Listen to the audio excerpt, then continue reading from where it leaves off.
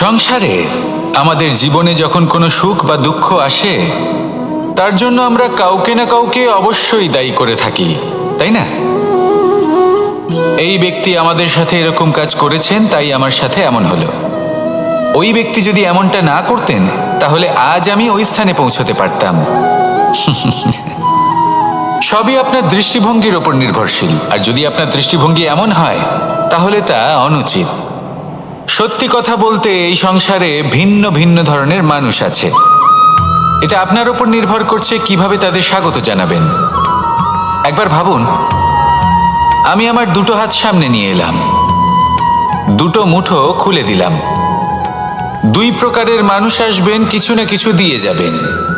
এই মুঠো যদি আমি বন্ধ করে দিই তাহলে না কেউ আমাকে কিছু দিতে পারবে, না আমার কিছু যাবে আসবে। নিশ্চয়ই বুঝতে পারছেন এই দুই ধরনের ব্যক্তি কারা এবং তারা কি দিয়ে যান। আমি যদি নিজের মুঠো খুলে দিই তাহলে কিছু ভালো মানুষ আসবেন, আমাকে আনন্দ, সন্তুষ্টি, জ্ঞান প্রদান করে যাবেন, ভালো অভিজ্ঞতা দিয়ে যাবেন। কোনো খারাপ ব্যক্তি যদি আসেন তাহলে তিনিও খারাপ অভিজ্ঞতা দেবেন, যার থেকে আমি শিক্ষা লাভ করব। এই সব কিছু আমি লাভ করতে পারি। মুঠো যদি বন্ধ করে রাখি তাহলে আমি কিছুই পাবো না। দেখুন, এই সংসারে প্রত্যেকের জীবনে এইরকম।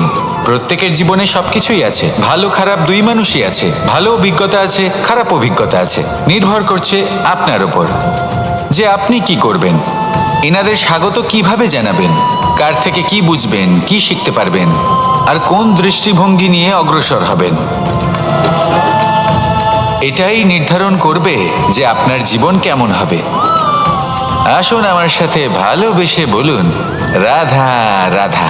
জীবনে যখন কোনো ব্যক্তি নিজের লক্ষ্য প্রাপ্তির জন্য নিরন্তর পরিশ্রম করতে থাকেন, চেষ্টা করতে থাকেন, তখন তিনি কষ্ট অনুভব করেন।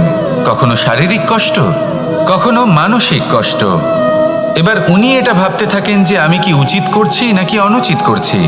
কারণ অন্যদিকে এমন একজন ব্যক্তিও আছেন যিনি একদমই পরিশ্রম, চেষ্টা করছেন না।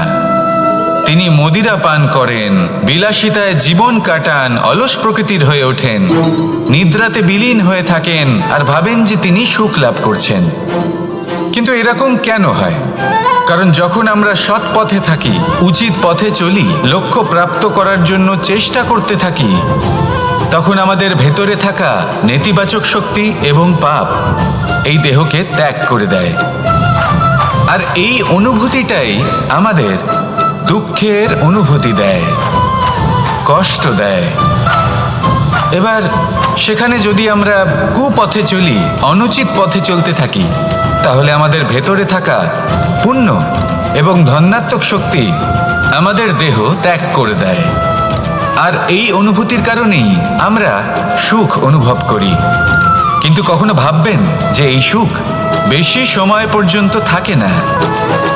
সেই জন্য সবসময় মনে রাখবেন, যদি আপনি জানেন যে এটাই আপনার লক্ষ্য, এটাই উচিত পথ, শুভ পথ, তাতে নিরন্তরভাবে এগিয়ে যেতে চেষ্টা করতে থাকুন।